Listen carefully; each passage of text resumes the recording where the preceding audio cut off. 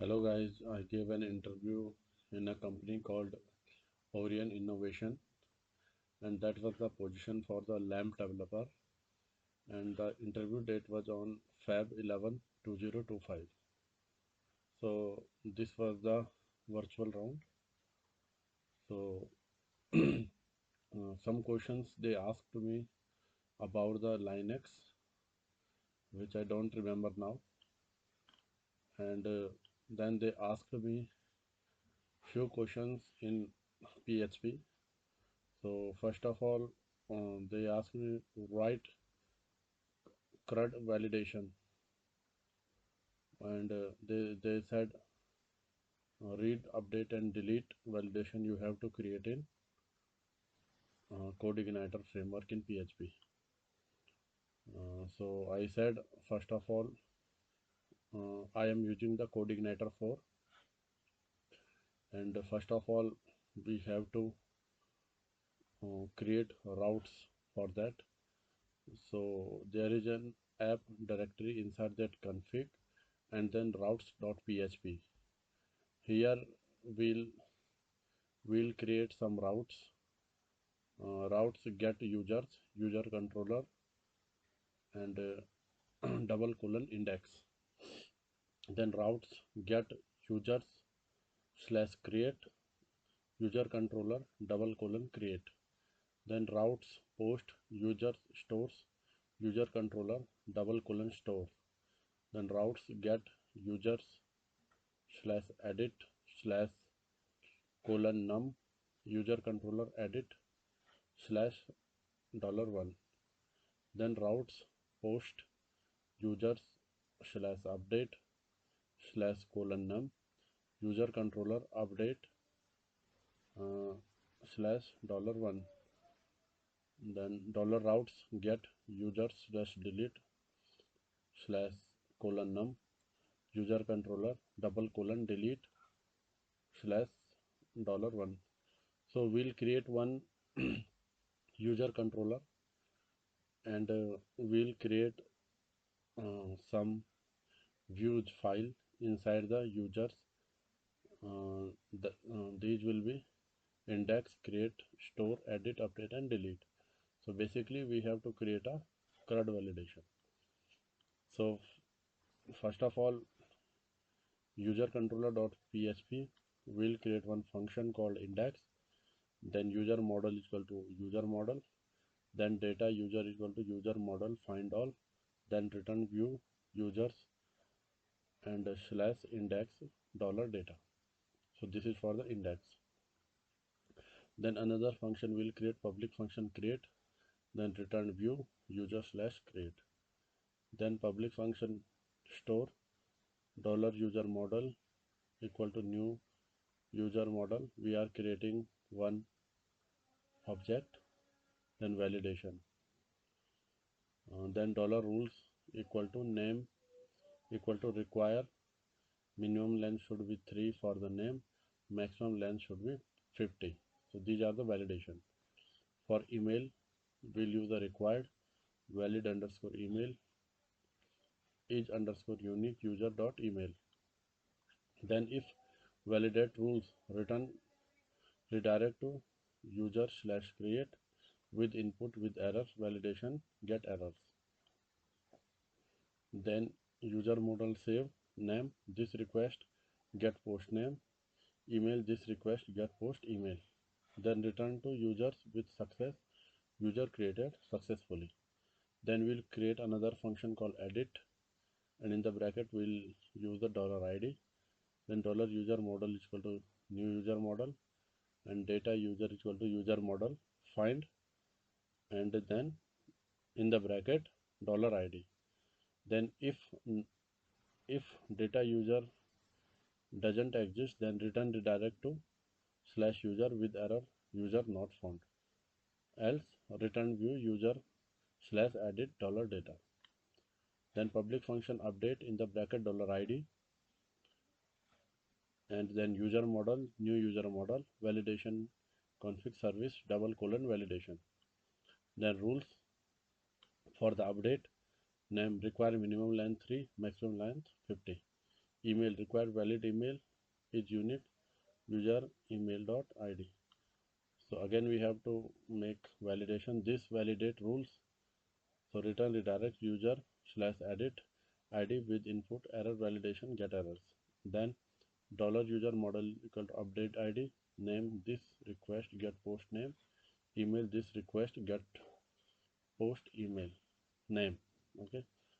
Else return redirect to slash user with success user updated successfully. Then the last function is the public function delete in the bracket dollar id user model equal to new model, and dollar user model delete in the bracket id return redirect to users with success user deleted successfully. So this is the user controller. Now we have to create model. So app models inside the user model.php. So we have to create a class, and then inside that protected dollar table equal to users table, then protected primary key equal to id, then protected allowed field name and email. Then we have to create views. So app directory, then views, then users folder we have to create, and inside that we have index.php.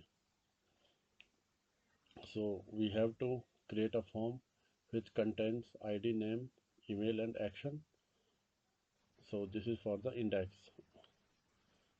Another thing, and here we have to give some action to edit and for delete. Okay, so then we have to create one create.php inside the views users, and then create.php. Then we have to give some input their name and email, and then save button. Another uh, page we have to create inside the views users edit.php, and which contains name and email. Okay, so this is for the edit old name and new name. Now we have to create a database table. So create tables users id, name and email we have to create, and then we can just access the our base url, and inside that we can create the users slash users. So it will show the index page, and inside the index page we have id, name and email. So next question they ask me what is the MVC. So I said MVC model view controller is a design pattern then separate an application into three components, that is model, view and controller. Model is manage data and database logic, view handles UI and display data, and controller manages request and business logic. So they asked me explain each component of MVC with an example. So I said model, which handles the database. Let us suppose we have created a user.php, user model.php, which will fetch users from the DB. Then views, which will display data, users.php, show user list. Then in the controller that manages the logic, user controller.php, which calls model and send data to the view. How does MVC work in PHP? Let us suppose we hit the URL slash base URL slash users, then router direct request to controller, that is user controller, then controller calls model user double colon get all users, then model fetch data from database, then controller send to view, that is users.php, then view display data. So summary for the MVC is model means data, views means display, and controller means logic. Then they asked me views in database. So I said in SQL a view is a virtual table based on virtual set of an SQL statement. A view contains rows and columns just like a real table. The fields in a view are fields from one or more real tables in the database. So some key points for the views in database. Virtual table. A view does not store data itself, it stores the SQL query that generates the data. Based on a query, it's created using a select statement that pulls data from one or more tables. No data storage. A view doesn't store data. It shows a dynamic result set based on the underlying table. So they asked me why we use views. So for simplifying complex query, you can store complex join and queries as views and then access them like simple tables. Then improve security. By restricting access to certain columns or tables, you can create views and only show the necessary data. Then data abstraction. Views provide an abstraction layer, meaning the underlying table structure can change without affecting how users interact with the data. So in SQL, views are typically read-only, but in certain cases you can update a views. However, there are limitations depending on a complexity of the views and database you are using. So when you can update a view, so we can update a view if the view is based on a single table. The view does not include any aggregation, that is group by, joins, distinct and subquery in the select statement.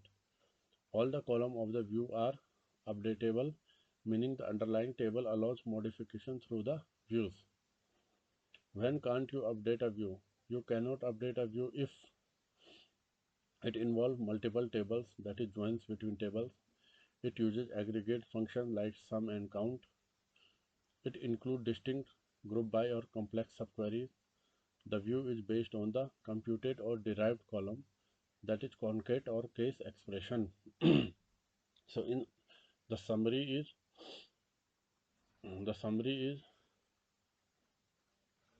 you can update view if they are simple, single table, no joins, no aggregation.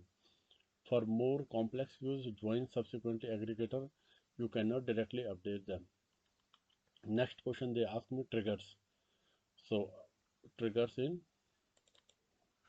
database. So a trigger is a code association with insert, update, delete operation. So I used to remember it using IUD. So a trigger is a stored procedure in database which automatically invoke whenever a special event in the database occurs. For example, a trigger can be invoked when a row is inserted into a specified table or when certain table columns are being updated. When we use a trigger, when we use trigger, a trigger is a code association with insert, update and delete operation, which I have already said. Okay, and these are the stored procedure. Okay, so let's create a very simple example to demonstrate how a MySQL trigger works. Okay, so we are creating two tables. One is the users and second is user underscore log. Users table contains a table to store user data, and user underscore log a table in log any update made to the users table. So step 1, create the users and user underscore log tables. So create the users table. Create table user ID, username and email. Then another table user underscore log ID, user ID, old email, new email, update, and that is the timestamp. The user table store user ID, username and email, and the user log table store logs about email change, specifically the user ID, old and new email value, and the timestamp when the change was made. Then, then how we will create a trigger? Now we will create before update trigger that will log any changes to the email field in the users table. So create trigger before user update, before update on users. For each row begin if old.email is not equal to new dot email, then insert into log underscore log user underscore log user id old email and new email, then values old user id old email and new email, and then end it. This before update trigger will fire before any update to the users table. If the email is changed, the old email is different from the new, the trigger will log the old and new email into the user log table. Step 3.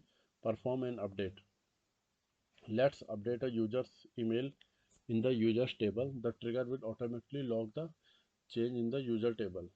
So insert a sample user. Insert into users username email John Doe and John example.com. Update the user's email. This will trigger the logging in the user log table. Update user set email John dot Doe example where user ID equal to 1. Check the log. After performing the update, you can check the user underscore log table to see the log of email change. So select start from user, then you can say log ID 1, user ID 1, old email John, new email John dot do, update timestamp it will show. So in summary, for triggers, we create two simple tables, user and user underscore log. Okay, we create a trigger that logs any change to email field in the users table into the user log table. The trigger automatically fired when the email was updated and the change was logged in users log. So I could remember these question only, and the company name was the Orion Innovation, and the interview date was the Feb 11 2025.